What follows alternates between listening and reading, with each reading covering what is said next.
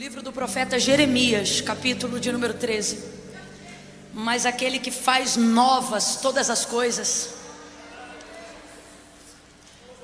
sei que trará frescor sobre nós nessa noite.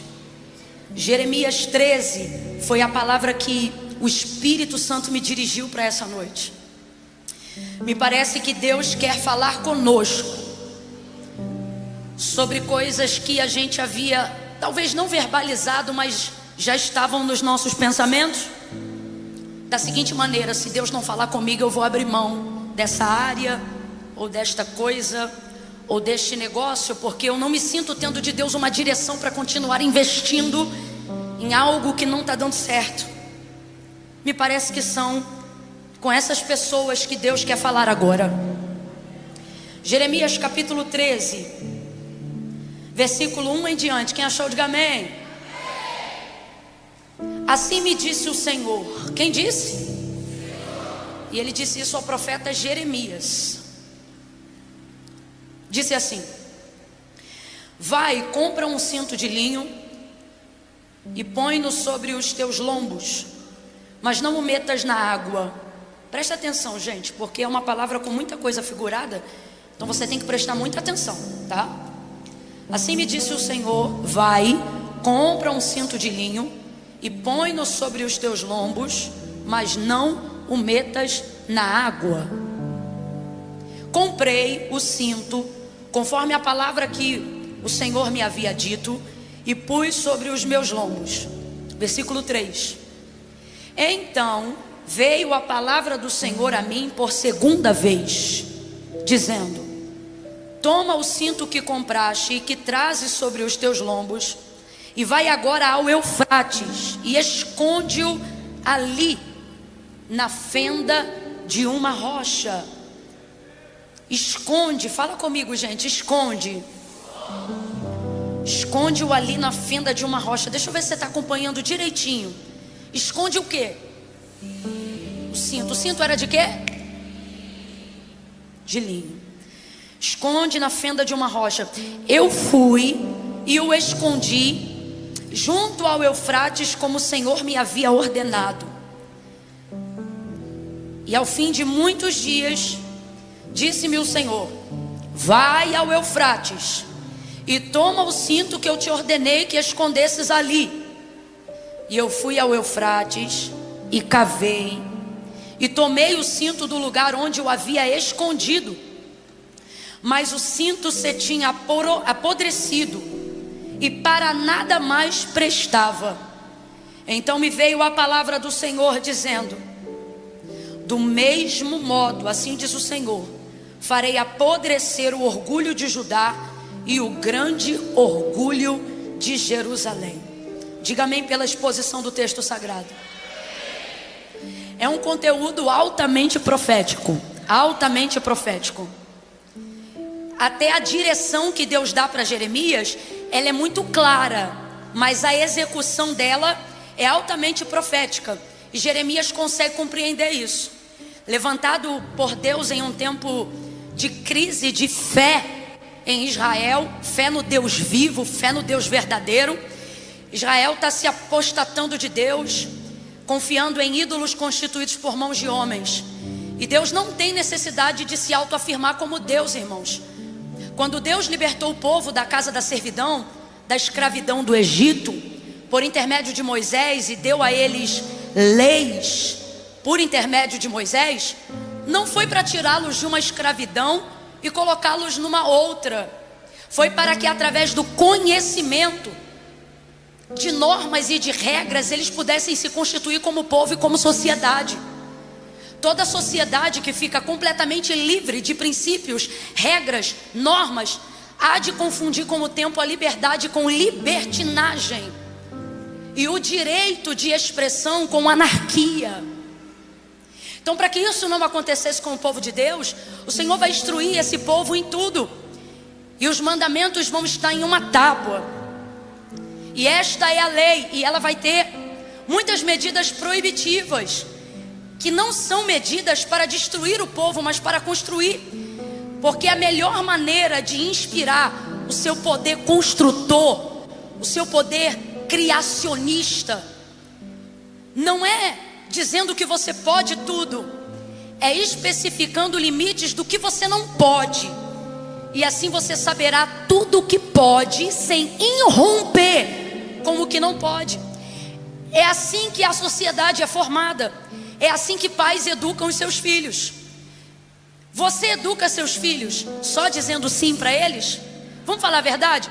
80% da energia educacional de um pai comprometido, de uma mãe comprometida com a criação do seu filho, 80% dela é comprometida com não. Não toca aí, desce daí menino, não faz isso, não faz aquilo garoto, eu já te disse que não, mas mãe, por que não? Porque não é não.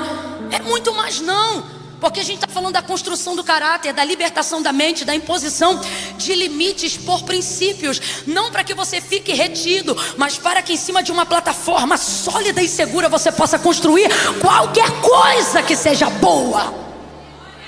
Entende? É assim que Deus vai fazer com o seu povo por intermédio de Moisés. E dentre essas leis e esse princípio, Deus vai estabelecer um que, assim como os outros, são inegociáveis. E é este aqui, ó: adorarás somente o Senhor teu Deus com todo o teu coração, de toda a tua alma, com toda a tua força, de todo o teu entendimento, e somente a Ele servirás. Deus estava ensinando isso, como eu disse no início, e repito, não para se autoafirmar como Deus, gente, porque Deus não depende da nossa adoração para nada, gente. Quando Deus determinou que seria adorado, Ele não criou os homens. Quando Deus determinou que deveria ser adorado, Ele criou os anjos. Os anjos o adoram ininterruptamente, com a única canção que mais inspira a natureza de Deus: Santo, Santo, Santo, Santo é o Senhor dos exércitos, e toda a terra está cheia da sua glória. E é uma adoração espontânea. Apesar de fazerem isso diante de Deus, não é para Deus que eles falam. Por quê? Porque Deus não precisa se autoafirmar como Deus.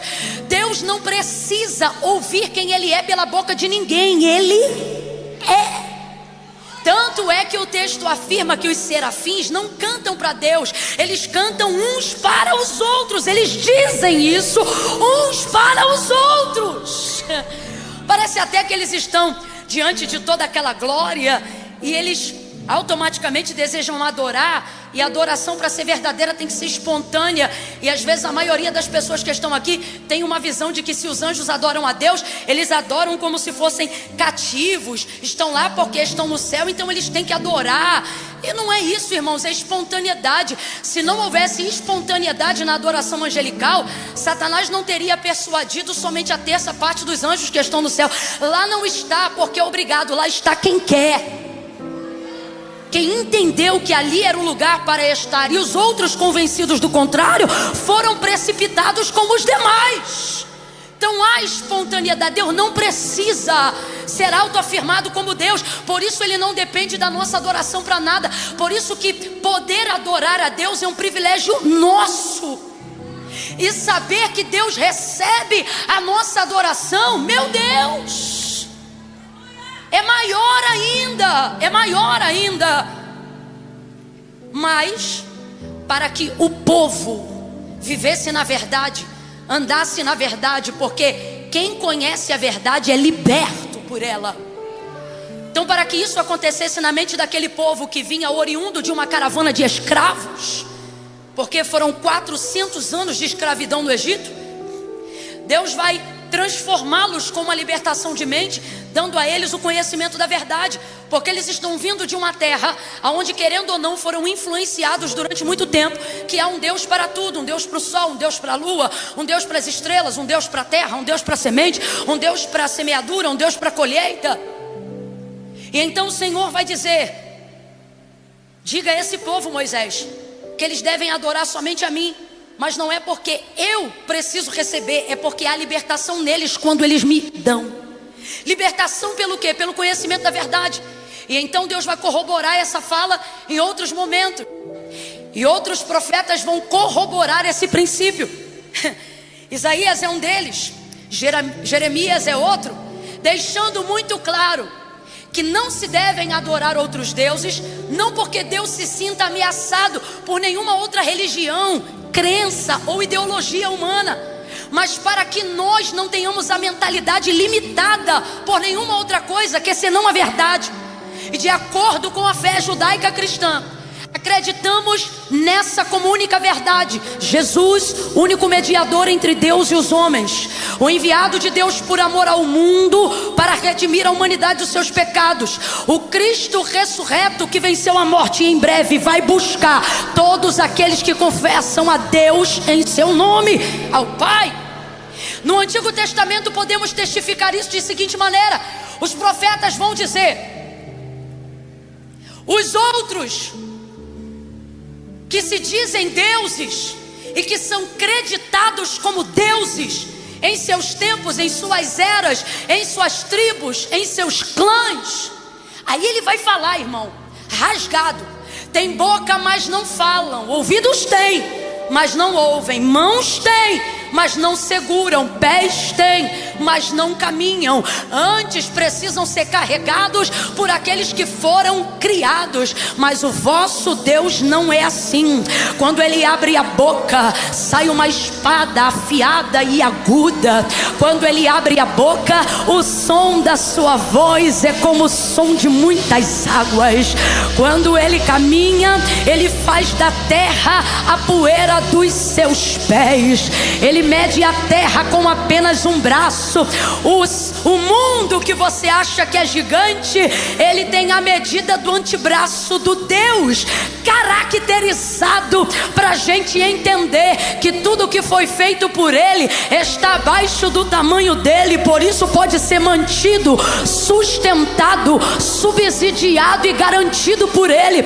As águas profundas dos rios e oceanos, água doce, água salgada, cada medida de água, cada litro, cada gota, que não pode ser contado, porque tem água entre as nuvens, tem água no mar, tem água debaixo da terra, fontes superiores, fontes inferiores. Só que Isaías vai dizer: ele ajunta todas as águas e elas formam uma minúscula gota em sua mão. Seus cabelos não são brancos porque ele é velho, apesar de ser ancião de dias, seus cabelos são brancos para revelar o auge da sua santidade e da sua pureza, mais brancos do que a neve. Seus olhos são como chama de fogo. Ele não só vê, como vê tudo o tempo todo, a cada instante, porque não há nada que possa se esconder do seu olhar. Os seus pés são como latão reluzente, e João disse: na sua coxa direita há uma escrita que diz: Rei dos reis e Senhor dos senhores. Pela boca de Isaías, pastor Eduardo já falou e eu repito: ainda antes que houvesse dia, eu sou, e não há quem possa fazer escapar da minha mão. Operando eu, quem impedirá? Os deuses que vocês chamam de deuses são constituídos por mãos de homem. O Deus verdadeiro é quem constitui o homem do pó da terra. Como poderá dizer o vaso ao oleiro: porque fazes assim? Assim sois vós na minha mão, ó casa de Israel. Como o barro não pode mandar no oleiro, assim o oleiro exerce poder e autoridade sobre vocês. Como poderia dizer este barro: porque fazes assim? O oleiro é que manda, o oleiro é que abate, o oleiro é que exalta, o oleiro é que amassa o barro. Diante dele cai toda mentira, toda idolatria, diante dele toda falsidade acaba como palha poída. Então, para que Israel entendesse que não é questão de autoafirmação, é questão de libertação, de entendimento, ele deixa claro: Moisés, esses são eles, esse sou eu, e é por isso que o povo deve me adorar. Porque os outros deuses aceitam ter outros deuses, mas eu não aceito nenhum deles. E o povo está se afastando. Então Deus levanta Jeremias, coloca uma palavra de conserto, uma palavra de... abre essa boca, coloca uma palavra de conserto na boca do profeta. E é nessa palavra de conserto que Deus vai demonstrar a sua misericórdia. Irmão, aonde houver palavra de conserto dada por Deus, pode ter certeza, no bojo da palavra de conserto também vem a misericórdia, porque Deus só corrige, castiga, disciplina, exorta aquele a quem Ele ama. Se você está vendo uma pessoa fazer muita coisa que não tem nada a ver, errado, pecando, entristecendo o Espírito Santo de Deus, e aonde ela chega não tem nenhuma palavra, a palavra não confronta, o louvor não confronta, a oração não confronta, ela nunca muda, a vida não muda, e parece que Deus não chama a atenção dela em nada. Não se levanta um profeta, ela não se sente impelida pela palavra, nenhum louvor constrange, quebranta, nenhuma oração redime, e você só vê essa pessoa aparentemente feliz, crescendo, prosperando. Nunca inveje o ímpio em seu caminho. E às vezes você só pensou em fazer uma besteira, Deus já levanta aqueles vasos que fala bem alto e já te expõe na igreja. Não é aquele que chama no secreto, não. É aquele que vem marchando e ainda diz assim: assim diz o Senhor, eu vi quando tu pensou tal e tal coisa. Eu sou dessa época. A gente ficava exposto no meio da igreja. Hoje dava processo, mas naquela época só dava arrependimento mesmo. E dizia: porque tu pensou assim? E tu, olha, tu nem falou, tu só pensou. Eu sou dessa época. Tu pensou tal e tal coisa, e a gente ainda tinha que confessar a vergonha em público, porque às vezes o vaso, o profeta, dizia assim: não foi assim que tu disse?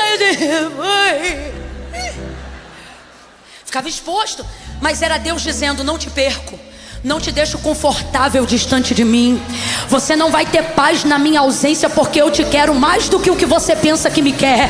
Então eu vou te corrigir, eu vou te dar com varinha nas pernas, vez ou outra eu vou te puxar pela orelha. Se eu precisar usar o meu cajado e te puxar com tanta força pelas pernas a ponto de quebrar a sua perna, porque eu não sei se você sabe, a curvinha do cajado do pastor era para pegar a ovelha pela perna quando ela saía do prumo. E dependendo da força que ele puxava, vez ou outra poderia quebrar. Só que aquilo ali era o pastor dizendo: eu não perco nenhuma, todas foram colocadas na minha mão. Então essa exposição, esse constrangimento, é Deus como um pai, como uma mãe dizendo: te amo e não te perco. E para quem ele levantou para dizer isso a Israel? A Jeremias. Jeremias disse: eu não sei falar. Ele disse: não digas que você não sabe falar, porque o que eu te mandar falar você vai dizer. Só que Deus só deu para Jeremias palavra de exortação, regada de misericórdia, mas com muita exortação, porque Deus estava irado. Completa aí para mim, por favor. Deus estava irado. Só que você tem que entender que a ira de Deus é uma coisa e o juízo de Deus é outra. Camila, eu ainda não entendi, você vai entender agora. Na ira, Deus ainda abre margem para a manifestação de misericórdia. Você lembra quando Deus disse assim a Moisés, porque o povo era muito rebelde no deserto e murmurava muito. Deus disse assim: tira esse povo de diante dos meus olhos, porque senão eu os consumirei no furor da minha ira. Então Deus estava anunciando que se eles continuassem assim, Ele ia consumir eles no furor da ira. O que Deus estava dizendo? Moisés, eu estou irado. Tem um outro episódio chamado Taberá, fogo da ira de Deus, que foi quando Deus manifestou fogo no arraial, e o povo começou a clamar e a gritar para não morrer no meio daquele fogo. Aquele fogo era de Deus, mas não era para vida, era para despertamento, era para que o povo de Israel soubesse que Deus estava irado. Mas Deus não saiu matando todo mundo. Então veja, manifestação de ira. Aí o povo pediu a Moisés para clamar a Deus. Enquanto Deus estava irado, Moisés clamou. Deus teve misericórdia do povo e por segunda vez, apesar de estar irado, não consumiu aquele povo. Por quê? Na ira ainda há margem para a manifestação da misericórdia de Deus. Então quando Deus está irado, Deus levanta profeta com palavra de conserto. Quando Deus está irado, Deus permite acontecimentos disciplinatórios, não para te matar, mas para te livrar do juízo. Por que do juízo? Porque na ira há margem para a manifestação da misericórdia. Por mais que ninguém aqui queira ver a faceta de um Deus irado, mas há margem. Agora no juízo não há margem para a misericórdia. No juízo Deus não anuncia mais nada. No juízo Deus não dá tempo de mais nada. No juízo não tem mais palavra profética. No juízo não tem mais gabinete pastoral. No juízo não tem mais 70 vezes 7. Já extrapolou tudo. No juízo não se mede mais o que poderá ser feito. No juízo só está pesado o que já foi feito. No juízo, eu vou falar de um jeito que vai assustar, mas eu preciso pregar a verdade como ela é. No juízo não adianta pedir misericórdia. Na hora do juízo, Deus manifesta o juízo. Por que o dia mais temido da história é o dia do... Porque lá não cabe advogado, lá é só juiz. Enquanto estamos aqui, João vai dizer: filhinhos, não pequeis, mas se pecardes, fiquem calmos, vocês têm um advogado. E agora é adendo meu, esse advogado nunca perdeu uma causa. Esse advogado nunca perdeu uma batalha. Esse advogado sempre ganha e nunca perde. Filhinhos, não pequeis, mas se pecardes, tendes um advogado fiel e justo. Mas naquele dia o advogado vai estar promovido e ele não será mais advogado. Lá ele será juiz. E juiz não faz defesa, só faz sentença. Então no momento do juízo não há margem para misericórdia. Camila, por que você está falando isso?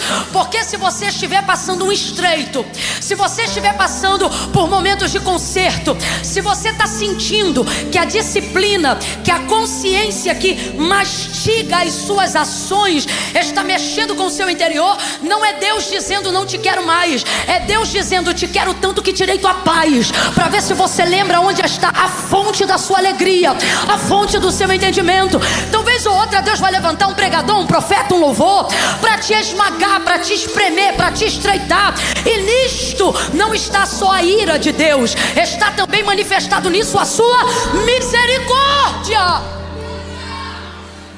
Mas o povo não compreende isso. Eles acham que Jeremias só vem para pegar eles.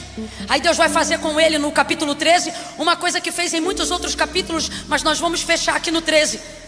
Deus vai dizer assim: Jeremias, compra um cinto de linho, porque Deus quer que Jeremias manifeste misericórdia. Irmão, no tempo da ira, Deus quer manifestar misericórdia, porque no tempo do juízo não adianta mais fazer campanha. Eu vou falar um negócio, redobra a atenção. Quando você vê alguém todo errado, todo lanhado, virado na lama do pecado, tu pode orar de dia e de noite, fazer jejum tentando botar Deus na parede, dizendo pega ele, dá de espada nele, espreme ele, bota ele no leito, faz isso, faz aquilo. Rapaz, tu pode fazer a oração do melhor feiticeiro de igreja que tem.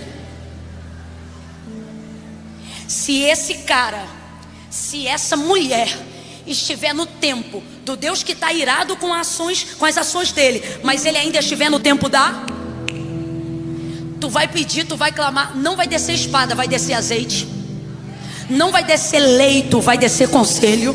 Porque para quem está no tempo da misericórdia, não adianta pedir juízo que Deus não executa. E na nossa ira, a palavra de Deus diz: na tua ira e na minha, a justiça de Deus não opera. Quanto mais raiva você tem, menos justiça Deus faz, para poder deixar claro que não é por você, tudo gira em torno dele, não das suas razões. Agora, quando você vê uma pessoa no tempo do juízo, pode ser a irmã do manto, do remanto, do profundo, do escondido, orando, que não será atendido, porque é o tempo do juízo. Na misericórdia o fogo consome Sodoma e Gomorra. Na misericórdia Ló não sai do lugar. Então os anjos de Deus pegam a mão de Ló, das suas filhas, da sua esposa, e vão caminhando com elas para fora da cidade. Deus está irado? Está irado. Quem mora em Sodoma e Gomorra? Ló e a sua família. Deus está mandando saraiva e fogo para consumir aquele povo? Está. Mas por misericórdia a Abraão vai livrar o sobrinho Ló dele. Que é isso? É a oração intercessória no tempo da misericórdia. Abraão está de um lado dizendo: e se tiver 20? E se tiver 10? Ele só queria saber do sobrinho, porque ele não tinha ninguém mais lá. E aí Deus vai deixar claro para ele, dizendo assim: Se tivesse só um justo, eu não destruiria a cidade inteira. Deus está dizendo, se tivesse um, eu poupava geral, até os pecadores. Então se Ló mora lá e Deus está dizendo que não tem nenhum justo, Ló também não é justo. Quem está entendendo isso aqui? Só que por amor a Abraão, que estava com o coração pedido em clamor e intercessão interna, por medo de perder o sobrinho, Deus vai mandar 2 anjos antes do fogo descer, porque o fogo ali não é o da ira, o fogo ali é do juízo. Os anjos vão ter que pegar Ló, que está apegado, a sua mulher que está apegada, as suas filhas que estão apegadas, vai pegar eles pela mão igual criança, gente, e vai começar a andar com eles para fora da cidade. Que é isso? É Deus agindo com misericórdia na hora da ira. É Deus agindo com misericórdia na hora da ira. Só que essa história é conhecida de todo mundo. O que vai acontecer? A mulher de Ló, provavelmente ouvindo a gritaria, os gritos dos vizinhos que ela conhece, a quantidade de relâmpagos no sentido de ver fogo acendendo, pedra caindo. Imagina uma chuva de cometa, uma chuva de pedra de fogo descendo do céu. É uma visão espantosa. É difícil até imaginar quem não olharia para trás. Só que quando você está diante da misericórdia, você tem que ignorar tudo que ficou para trás e abraçar a misericórdia. Mas a mulher de Ló vai fazer o quê? Ela vai olhar para trás e aí Deus não tolerou. Por quê? Na frente estava a misericórdia, mas atrás estava o quê? O juízo. Deixa eu ver se você está ligadinho. Na frente estava abre essa boca. Na frente estava mas atrás estava diante da oportunidade que você tem de ser livre pela misericórdia, você não tem que olhar o juízo de ninguém. Ouça isso, aplauda depois pra gente ganhar tempo. Ela olhou para trás e virou uma estátua de sal, ficou paralisada. Imagina a tristeza do marido e das filhas, tendo que deixá-la ali e seguir. Porque agora aquela que foi alvo da misericórdia se tornou símbolo do juízo. E se alguém virar para trás para ficar com ela, acontece o quê? Vai paralisar também. Essa palavra, ela não é fácil de entregar, mas não como pregadora, como profeta eu preciso dizer: o que Deus tem para você está para frente. Esquecendo-me das coisas que para trás ficam, eu prossigo para o alvo.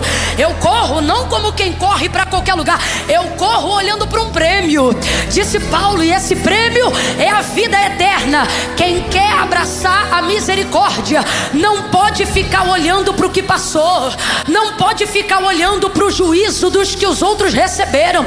Olha pela misericórdia, faça como Abraão, peça a Deus misericórdia.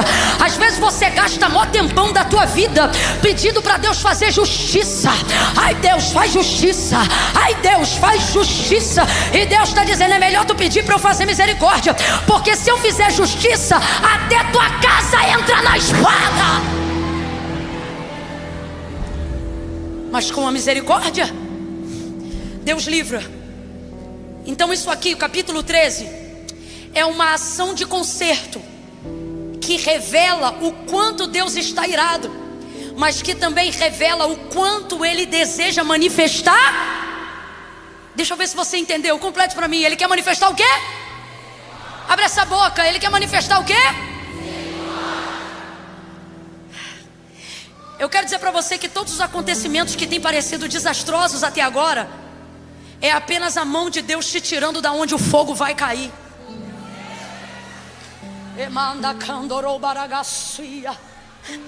Você diz: Camila, parece que Deus não está assim como era comigo. E Ele está dizendo: eu não estou mesmo sonso, porque você sabe que não tem me servido como deveria, mas ainda é alvo da minha misericórdia. Sua casa é alvo da minha misericórdia. Sua família é alvo da minha misericórdia. A cananeia nem crente era, mas ela sabia clamar direitinho. Mateus capítulo 15, verso 21 em diante, ela dizia: Filho de Davi, tem misericórdia misericórdia de mim, que minha filha está miseravelmente endemoniada. Jesus não falava nada e ela gritava: filho de Davi, tem misericórdia de mim, que minha filha está miseravelmente endemoniada. E ele não falava nada e ela gritava: filho de Davi, tem misericórdia de mim, que minha filha está miseravelmente endemoniada.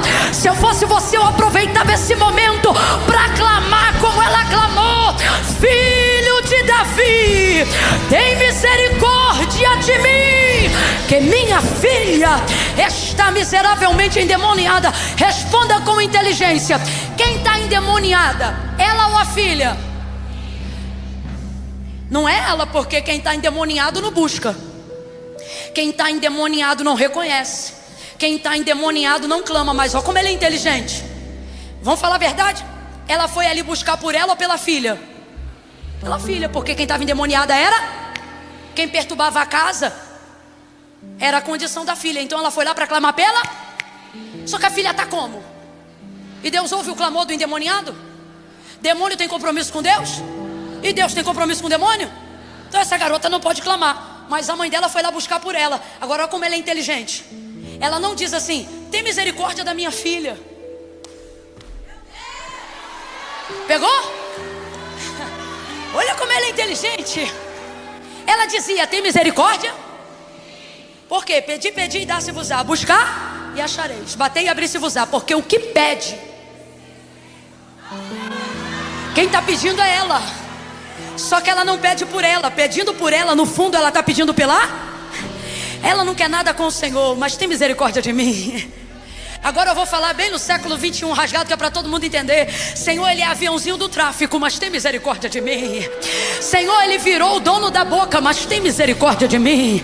Senhor, ele agora está envolvido com corrupção ativa do colarinho branco, mas tem misericórdia de mim. Senhor, ele bebe e não acredita em cristianismo, mas ela está lá de joelho dizendo: tem misericórdia de mim. Ele está todo errado, viciado em pornografia, mas eu fiz uma aliança no teu altar até que a morte os separe.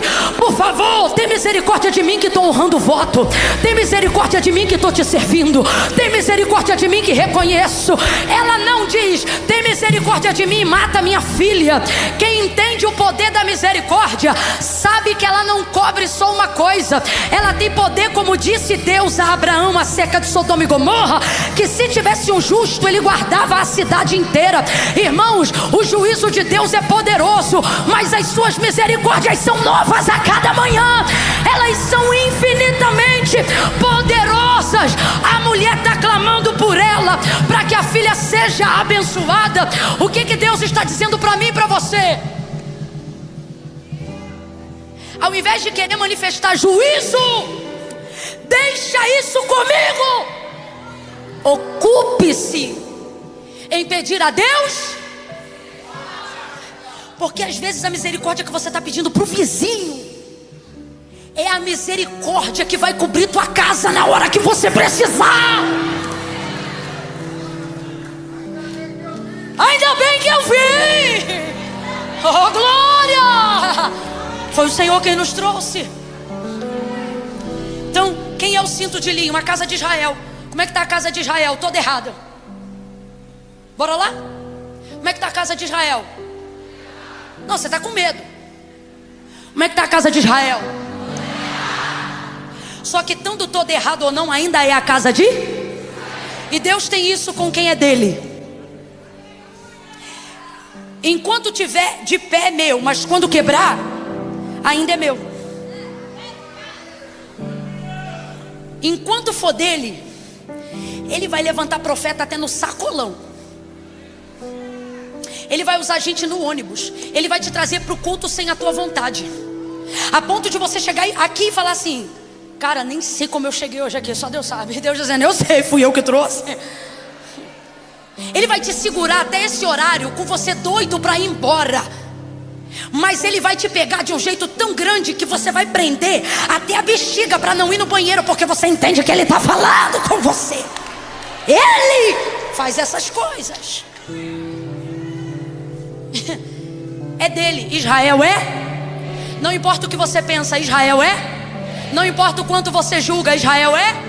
Não importa o quanto você queira que ela se arrebente toda, ela ainda é. Não importa o quanto você quer que ela seja esmagada pelos seus pecados, ela ainda é. E enquanto ela for dele e tiver alguém para clamar misericórdia, ele será por ela. Sabe por que você está aqui? Porque se você não é o Jeremias, certamente Deus levantou um Jeremias para você. Cinto de linho, quem é? Israel. O cinto de linho é para representar Israel. E em 10 minutos eu encerro. O cinto de linho é para representar? Quando Deus diz compra o cinto de linho, ele está dizendo investe. Deus manda comprar, mas não dá o dinheiro. Jeremias vai ter que investir do bolso dele. O profeta que tem a vida regada de misericórdia, ele não tem problema em investir no que Deus quer. Ele vai lá e compra o cinto de linho. O cinto de linho representa Israel. Vem comigo para a gente encerrar junto. O cinto de linho representa quem? Então ele é puro. Por que Deus manda ser de linho? Porque cinto é o testemunho. Cinto é a indumentária que você coloca no sacerdote para pendurar a roupa, para manter a roupa firme, presa ao corpo. Quando Deus manda Jeremias comprar um cinto, ele está dizendo: esse cinto representa Israel, eles são meu testemunho.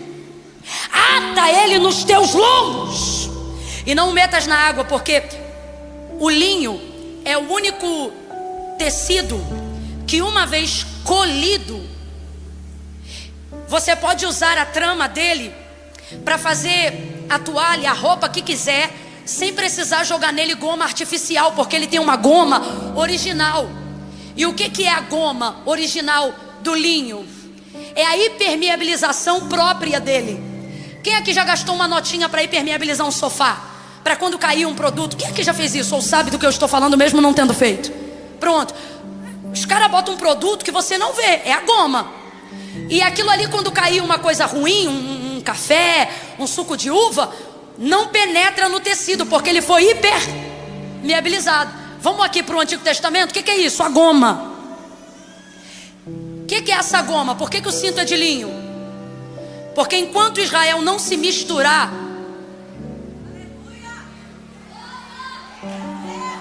ela tem essa goma. Por isso ele diz: não o metas na... Porque a água é o diluidor natural. Se botar na água vai tirar a goma. Então assim, pega o cinto e não lava ele. O que ele está dizendo? Eu não quero esse cinto maleável, eu quero ele duro, firme. E qual é a maneira dele ficar firme? Preservando a goma. Quem é a goma? Se Israel é o cinto de linho, quem é a goma? Deus. Invisível, porém real. Está ali. Se ele está ali, não penetra. Se ele está ali, não destrói. Se ele está ali, não desmancha. Se ele está ali, ninguém vence. Se ele está ali, ninguém rasga. Se ele está ali, ninguém consome. A goma. A água eram as outras nações que queriam descaracterizar quem Israel era. Então tudo isso é um anúncio profético. Esse é o plano do inimigo: descaracterizar quem Israel é. E qual é a estratégia de Deus? Jeremias, para manter Israel exatamente como ela é, pura e sem mistura.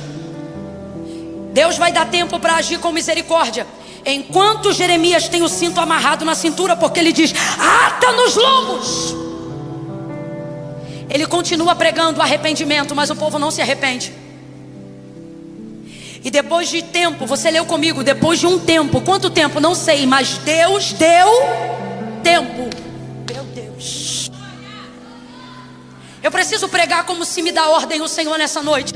Você está aqui pensando que é mais um culto, e Deus está dizendo: este culto é um relógio, sou eu te dando tempo. E no caso de Jeremias 13, irmãos, o tempo acabou. Porque depois de um tempo, que a gente não sabe quanto tempo foi, a voz do Senhor se manifesta novamente a Jeremias. Você leu comigo e ele diz: Jeremias, vai até o Eufrates, cava junto a uma rocha e esconde na fenda de uma rocha no rio Eufrates o cinto de linho. Deixa eu ver se você está ligado e ainda lembra. Quem é o cinto de linho? Quem é o cinto de linho? Enquanto ele está na sua cintura, prega arrependimento, mas eles não se arrependem. Então a ira de Deus vai ficando cada vez mais próxima do juízo e cada vez mais distante da misericórdia. Então ele vai dizer assim: olha Deus criando uma estratégia.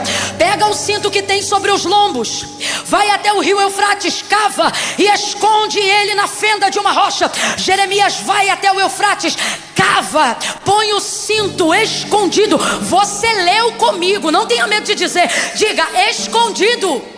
Fala, escondido. Não foi protegido, foi escondido. Olha o que Deus está dizendo: pega o cinto de linho, cava e esconde. Gente, é até esquisito usar a palavra Deus e esconde na mesma frase. O que Deus está dizendo é o quê? Esconde, esconde. Parece até uma coisa errada de fazer. Olha, mas é Deus que está dizendo: pega o cinto de linho, vem comigo de novo. Que representa quem? Abre essa boca, menino. Representa quem? E esconde. Quem está mandando esconder? Quem está mandando esconder? Parece que as vozes só vão para o lado que eu estou. O que está vendo? O que está vendo com vocês aí? Segura essa fumaça que é muita nuvem. Daqui a pouco a gente vai achar que não é mais aqui. Meu Deus, ajuda a gente. Pegou o cinto. É sério, dá uma segurada nessa fumaça que eu me sinto sufocada. Cavou, pegou e escondeu.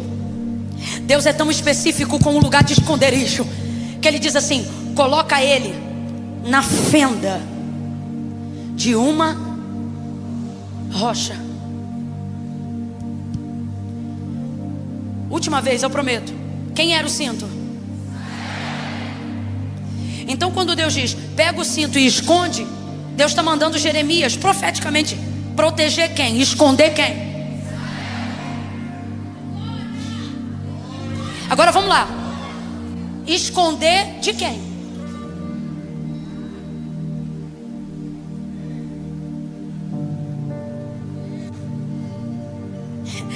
A gente tem que entender isso aqui.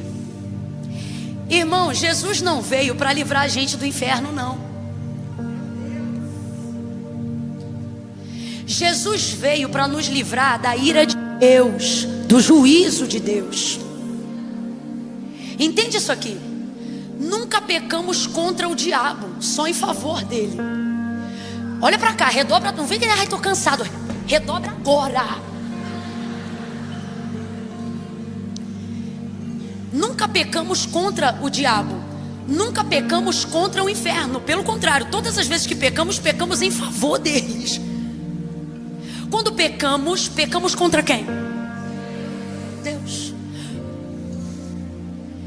E a palavra de Deus diz: todos pecaram e destituídos, ou seja, separados foram da glória de Deus. Então vem com inteligência. Até você que está entrando numa igreja evangélica pela primeira vez, não é difícil de entender. O Espírito Santo está cooperando com a gente hoje aqui. Pecamos contra quem? Enfurecemos quem?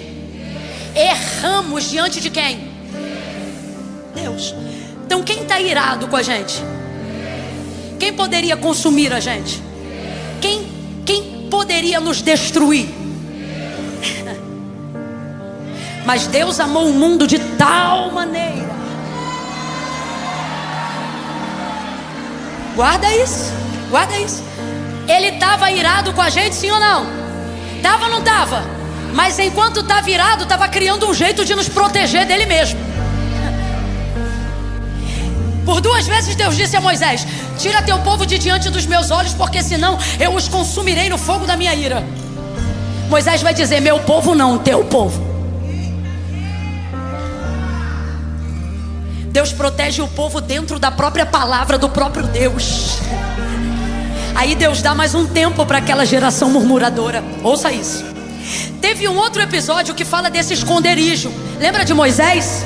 Esse não estava em pecado não, pelo contrário, esse queria ver a glória. Lembra? Como cantamos aqui, Moisés vai para o monte e quando está diante do Senhor, o que ele vai dizer? Mostra-me a tua glória, mostra-me o teu rosto, me deixa ver a tua face, eu quero conhecer quem o Senhor é, me deixa te ver de perto. Aí olha o que Deus vai dizer para Moisés: Moisés, o homem não pode me ver e continuar vivo. Aí Moisés continua clamando. Parece que Moisés tá tipo assim: nem que seja a última coisa que eu faço, é assim que eu quero morrer. Mostra-me a tua glória. Mostra. Aí ele diz: Moisés, o homem não pode me ver e continuar vivo. Se o homem me vê, ele vai. Mas porque Moisés clamava, Deus cria uma estratégia. Aí Deus diz assim: Moisés, aqui nesse monte, uma rocha, entra na fé. Ai meu Deus, quem já pegou, não espere eu terminar não. Se já pegou, pode glorificar antes. Agora, se não pegou, olha o que Deus está fazendo. Moisés, aqui neste monte uma pedra fendida, entra nela. Tu vai me ver de costa, e dentro dela você não vai morrer. Agora, se você for lá no texto, você vai ficar chocado. Deus não diz se protege. Deus diz assim, ó: esconde, esconde-te. O que ele está dizendo? Entra lá dentro, se encolhe e fica quietinho. Na nossa imaginação, a gente pensa que rocha fendida é uma mini caverna. Mas eu fui para estudar na época que eu olhei para esse texto, para saber qual era a diferença de caverna e de fenda. Porque Jeremias 13 fala de fenda, Colossenses fala de fenda, e também no encontro de Deus com Moisés fala de fenda, diferente do termo aramaico utilizado para falar, por exemplo, da caverna de Adulão, aonde entrou Davi. Eu falei: Senhor, quando eu ouvi essa história, para mim fenda e caverna era a mesma coisa. Aí Deus falou para mim: estuda. E eu fui estudar. O que é fenda? Fenda é uma rachadura provocada pela natureza, ou por um terremoto que veio por baixo, ou por um raio que tocou a terra por cima.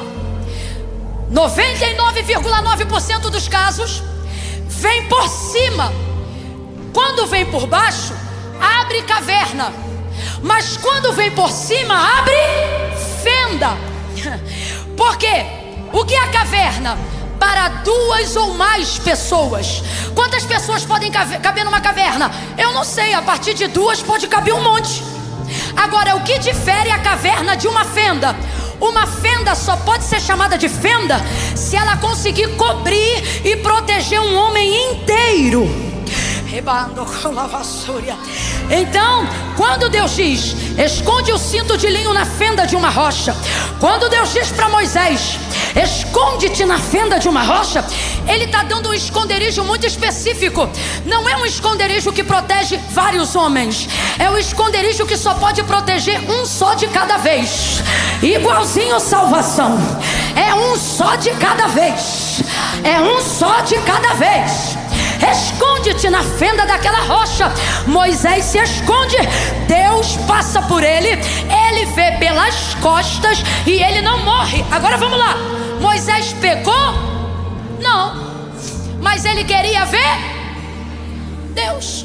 E podia? Podia. Deus falou: se você me ver, você vai morrer. Então Deus cria uma estratégia para livrar Moisés de quem? Abre a boca, senão eu não ouço. Quem? Deus criou uma estratégia para proteger Moisés de dele.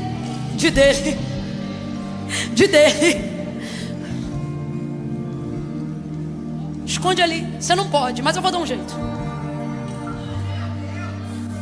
Você não pode, mas eu vou dar um jeito. Esconde ali. Aonde? Abre essa boca. Aonde? Você não pode, você ia morrer, mas eu vou dar um jeito. Você não pode, você ia morrer, mas eu vou dar um jeito. Você não pode, você ia morrer, mas eu vou dar um jeito. Você não pode, você ia morrer, mas eu vou dar um jeito. Você não pode, você ia morrer, mas eu vou dar um jeito. Eu vou dar um jeito. Eu vou dar um jeito de te abrigar. Eu vou dar um jeito de te proteger. Eu vou dar um jeito de te encontrar bem próximo de uma rocha fendida. Uma rocha que provavelmente veio de algo que veio de cima. Porque se vem de baixo vira caverna, mas se vem de cima vira rocha fendida.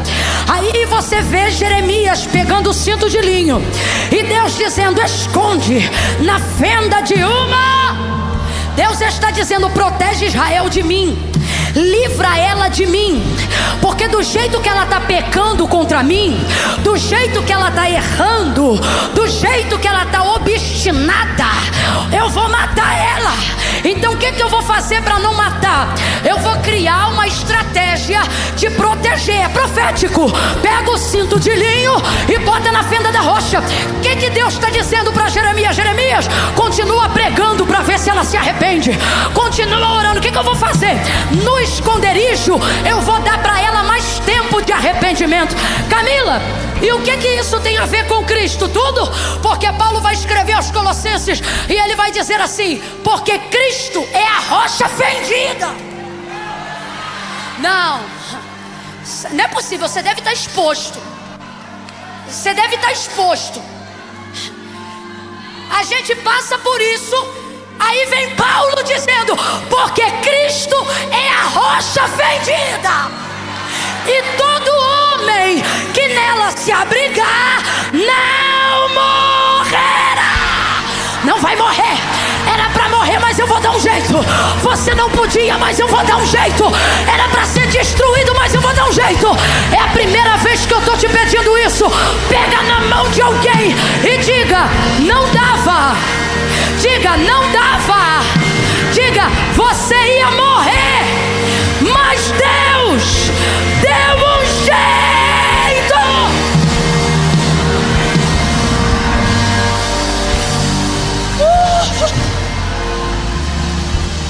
E Deus amou.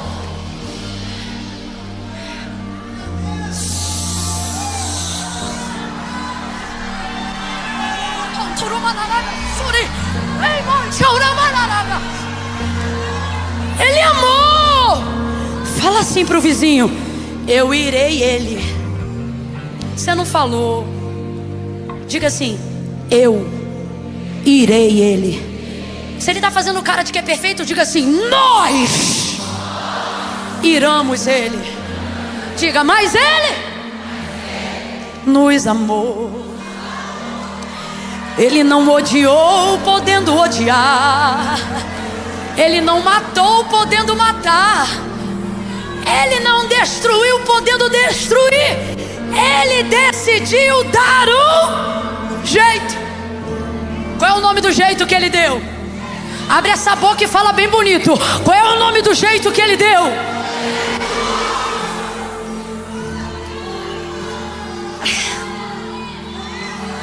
Aleluia! Aleluia! Ele deu um jeito. A ele. Se é pra ele, aplaude até estalar, até arder. Até arder.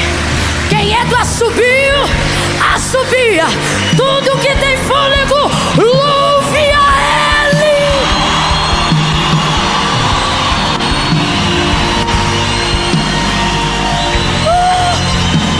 Aleluia! Ele é meu remidor. Ele é meu salvador. Ele se fez. Ele se fez meu advogado. Você não conhece ninguém que trabalhando bem desça de cargo. Todo mundo que trabalha bem sobe de cargo.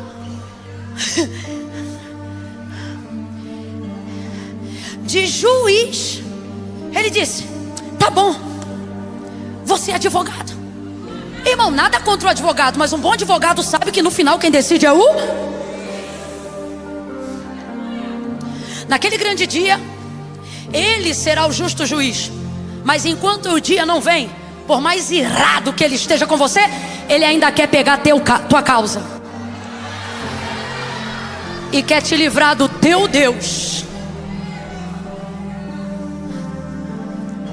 Quando Deus diz a Jeremias, esconde ali na fenda da rocha, sabe o que Deus está dizendo? Eu vou usar uma linguagem, sabe, no populacho, para todo mundo entender. O que Deus está dizendo é assim, ó: protege Israel de mim. Aí você diz assim: Camila, como que alguém protege alguém de Deus? Só se Deus der a estratégia. Aí você diz: não, Camila, isso não faz sentido. Não faz sentido? Pergunta para a mãe que está de joelho dobrado dizendo: Deus, ele está todo errado, ele se desviou, mas ele é meu filho. Guarda ele da bala perdida, do assassino, da violência, da vingança. Irmãos, quantos testemunhos a gente já ouviu de gente que estava fadado à morte do pecado, porque o salário do pecado, mas porque tinha alguém que pegava o cinto de madrugada. Ai, ai, ai, ai, ai, ai, ai. E botava na fenda da rocha dizendo: Senhor, livra. O anjo da morte passava, caía 1000 de um lado, 10.000 à direita, mas o filho de quem botou na fenda da rocha provava da misericórdia. Há um mover de Deus aqui. Feche os seus olhos, porque nessa noite, ou você é cinto, ou você é Jeremias. Se você é Jeremias, começa a esconder o cinto na fenda da rocha. Bota o cinto na fenda da rocha nessa noite. Pede Deus para proteger esse marido. Pede Deus para guardar esse filho. Esconde em Jesus. Esconde em Jesus. Não diz por amor a mim, não, diga por amor do teu filho Jesus, porque a rocha é Jesus. Quem protege é Jesus. Quem tem misericórdia é Jesus. Quem livra do laço é Jesus. Quem fecha a sepultura é Jesus. Quem tira da amargura é Jesus. Quem cura é Jesus.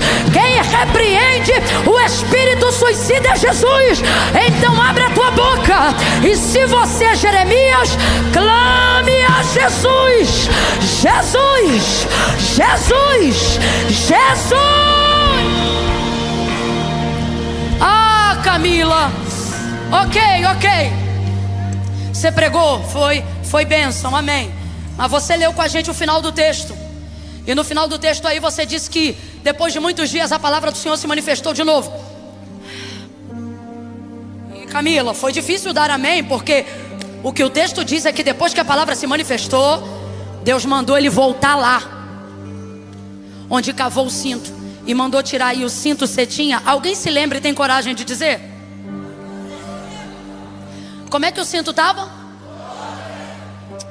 Camila, meu medo é esse: é orar, é proteger, e no final o coração de pedra não se converter. Só que você tem que ler direitinho. Quando Jeremias volta lá e tira o cinto que estava, o Senhor fala assim com Jeremias: de igual forma eu vou fazer com o orgulho de Judá e com a soberba de Jerusalém. Então diga para mim, quando o cinto fica podre, Deus diz que vai apodrecer Israel? Você leu comigo, fica com o texto, não fica com a tua imaginação não. Quando ele tira o cinto podre, Deus diz assim: de igual forma farei apodrecer o orgulho de Judá e a soberba de Jerusalém. Então eu te pergunto, no fim de tudo, quem fica podre? Israel ou orgulho?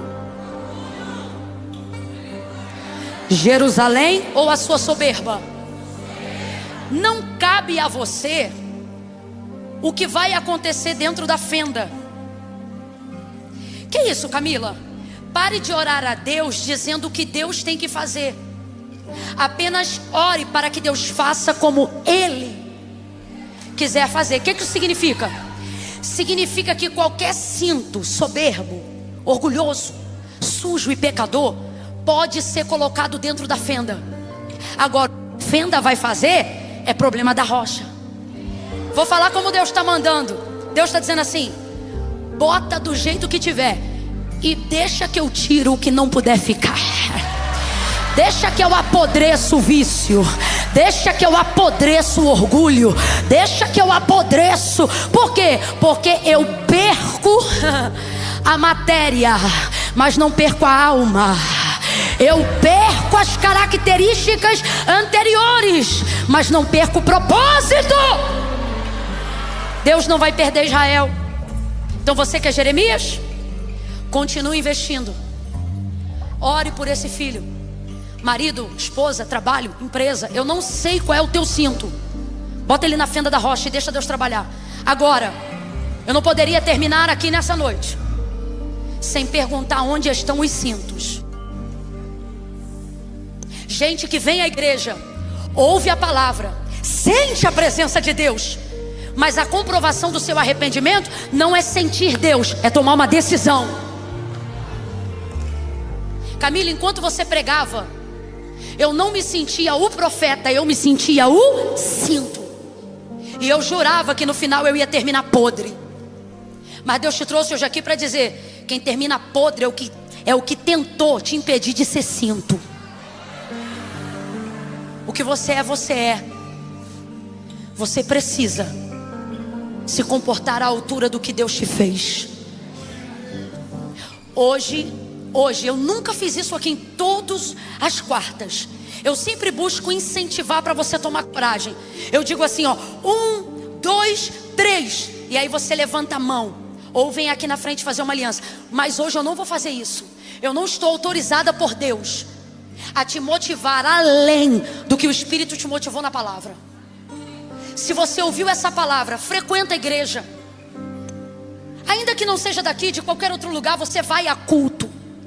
Ah, Camila, eu sou desviado quarta noite depois das 10 na igreja. Você é no máximo um afastado, um cinto que está fedido, mas ainda é cinto. Um cinto suado, um cinto, mas é cinto. E hoje não é caverna não, é rocha. Camila, como é que eu sei que a rocha é Cristo? Porque a palavra do Senhor diz que o homem não tem coisa alguma se do céu não lhe for nada. Cristo veio da onde? Céu. Rocha fendida. Camila, eu me afastei, me distanciei, mas eu não achava que precisava ir aí na frente não. Deus conhece meu coração. Conhece, mas não concorda. Eu cavei, preguei. Tem gente aqui orando por você, mas se proteger na rocha tem que ser uma decisão sua. Se você está aqui hoje, conhece a rocha, não espere Deus levantar um profeta. Deus já levantou. Essa palavra foi para você. Faça um concerto com Deus hoje. Entre como você estiver e deixa que no processo Deus tira o que não puder ficar em você, seja o que for. Libere, por favor, as faixas para que o acesso ao altar, porque hoje aqui eu declaro em nome de Jesus, não só altar, mas rocha do rio Eufrates, rocha fendida. Camila, liberou o caminho aí? Liberou? Se a palavra te convenceu que seu tempo está acabando, mas não é por medo, é por saudade daquele que te amou, que você quer fazer aliança hoje, você é livre.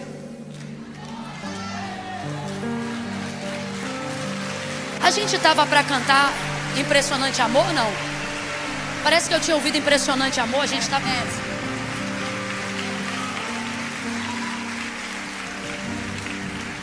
Não demore, venha logo.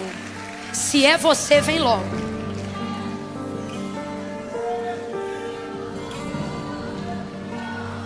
Ei.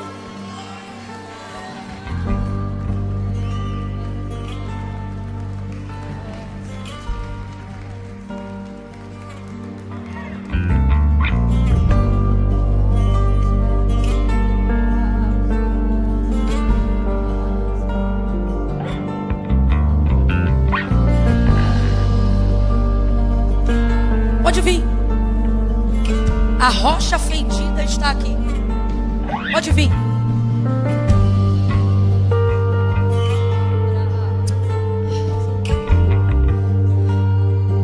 Não vá para longe da rocha, venha para dentro da rocha.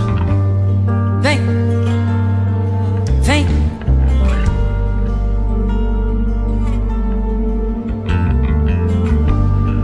Eu não estou chamando essas pessoas que eu vou dizer agora. Agora. Não estou chamando. Eu quero fazer uma pergunta para vocês que estão aqui no altar. Prestem atenção. Tem alguém aqui no altar nessa noite? Tem alguém aqui? Escute isso, parece loucura, mas eu estou debaixo de obediência.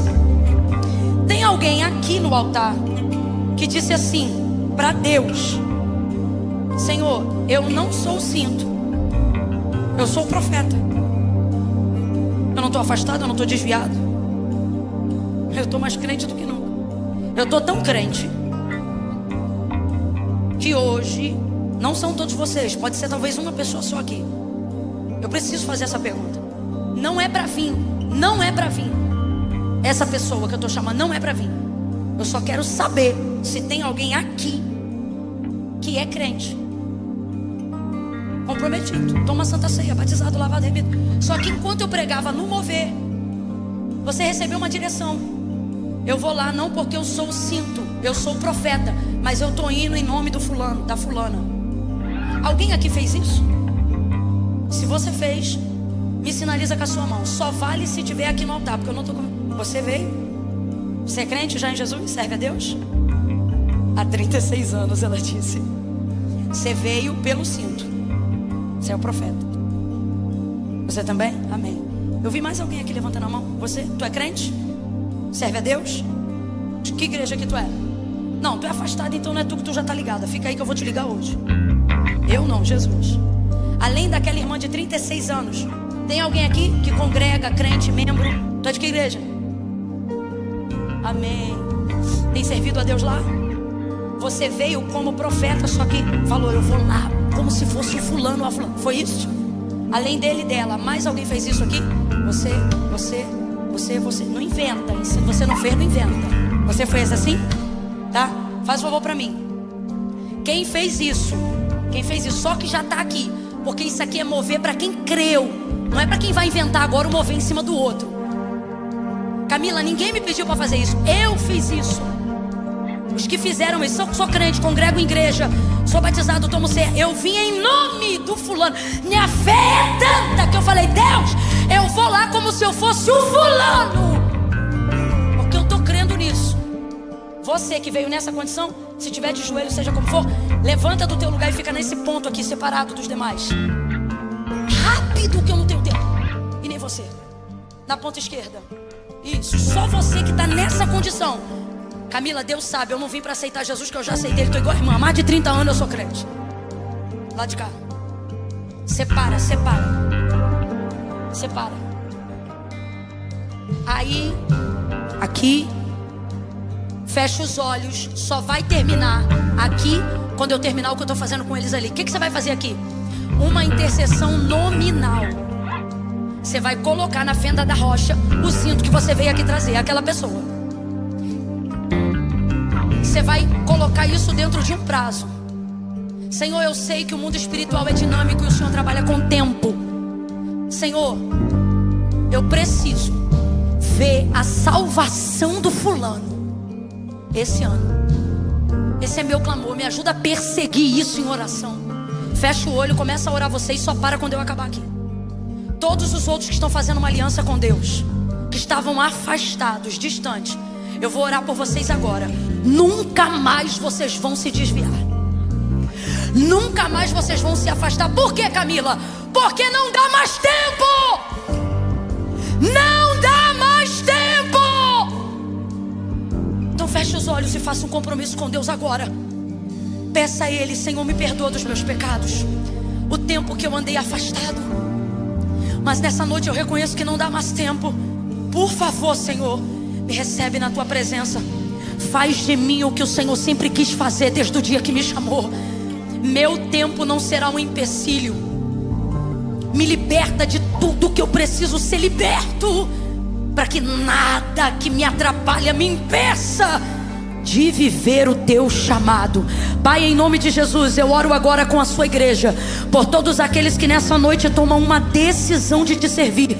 É gente que vem no teu altar, Senhor, te pedir para recebê-los. É gente que se coloca na fenda da rocha. Gente que está debaixo da nossa intercessão nessa noite. Em nome de Jesus, nós te pedimos, protege eles. Todo ataque que estava orquestrado para destruir a vida deles e com isso perder a alma deles, cai por terra agora. Nós queremos profetizar vida e vida com abundância. Vida para viver todos os dias, vivendo a tua vontade aqui na terra. Enche eles do teu espírito, perdoa eles, perdoa os seus pecados, cumpre o que tu disseste que faria. Quando tu disseste que tudo que hoje nós ligássemos na terra seria ligado no céu, nós ligamos o perdão dos seus pecados, a sua transformação e a salvação das suas almas. Aonde havia um espírito maligno tentando oprimi-los, nós repreendemos agora. Saia para nunca mais voltar da vida deles, da casa deles e de tudo que leva ao nome deles. É no nome de Jesus, é no nome de Jesus. Quem está de joelho, fica de pé no nome de Jesus agora.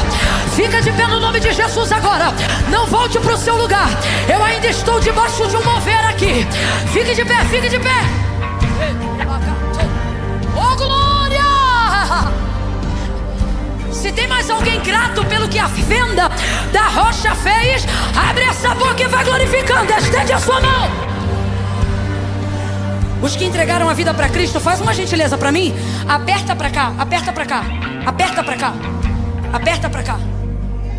Aperta. Aperta que tu vai tomar banho ainda hoje, não é possível. Aperta, aperta, aperta, aperta, aperta, aperta, aperta. Vai, gente, chega para lá, deixa eles apertar aí, deixa eles apertar. Segura. Os que vieram numa fé tão grande que disseram: Senhor, o fulano não está aqui, mas eu vou lá como se eu fosse fulano. Chega para cá, chega de volta, chega de volta. Quem está aqui, estende a mão em direção a eles. Vira para casa. Isso. Bora, vem receber bênção, vem. Aperta aqui vocês. Vocês que sabem que são vocês, aperta. Estende a mão para eles. Estende a mão para eles. Fala: os próximos. Profetizem, vocês estão debaixo de uma unção agora. Diga isso, porque ali tem familiar, tem gente em situação difícil que precisa de salvação esse ano. Não vai dar para esperar para o ano que vem, tem que ser esse ano. E o nosso clamor pode ajudar. Estenda a sua mão, você que já foi salvo, e diga: os próximos. Bora, igreja, cadê Lagoinha Alphaville? Os próximos serão salvos na sua casa. Chama o nome dele na tua boca, o nome dela, o nome da pessoa que você vê representar. Vai chamando, vai chamando. Diga: os próximos serão na sua casa. Levante a mão agora e diga: salvação e glória, restauração vai chegar na sua casa, em nome de Jesus. Diga amém. Olhe para cá, vou contar de 1 a 3 agora. Quando eu disser 3, vocês que estão aqui vão acompanhar os discipuladores que vão aparecer por ali, não é isso? Cadê a galera? Olha lá aquela menina que subiu lá no retorno. Siga-me. Olha lá ele. Quando eu disser 3, completa a obra. Eles querem te abençoar. Quando eu disser 3, vocês seguem. Hoje não vai ser assim não.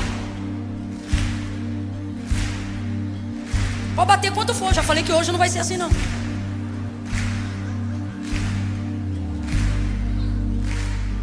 Não vai. É lindo, a gente faz sempre. Só que eu estou debaixo de uma direção hoje. Você não está vendo que hoje foi tudo diferente? Não é todo dia não. Mas hoje a gente está debaixo de uma obediência, impelidos. Quando eu disser 3, nós vamos levantar a mão. E enquanto eles vão puxar a fila para lá, vocês puxam a fila, tá? Não fica engarrafado no trânsito não. Começou a obra completa. Ai, nunca me lembro que eu tenho que ir embora. Você está doido, irmão? Já passou de 10h30. Não faz mais diferença. Quando eu disser 3, você vai puxar para o lado de cá. Você que já é salvo, você que confessou hoje, você que já é salvo, volta para o teu lugar, que veio em nome de alguém, né? E quando eu disser 3, a gente vai levantar as 2 mãos e vai terminar esse momento dizendo: oh, impressionante amor, ousado amor de Deus, que deixa as 99 só para me encontrar. Quem lembra disso? Não posso comprá-lo nem merecê-lo, mesmo assim eu pedi o F-Hope e eles já estavam com essa canção no gatilho. No 3, eles já vão entrar nesse refrão, nesse, e a gente vai gritar isso aqui. Enquanto você estiver cantando, o que eu fiz por aqueles que vieram no altar, você vai poder fazer por alguém que ficou na sua casa aí, onde você está. É um. Puxa a fila e vai.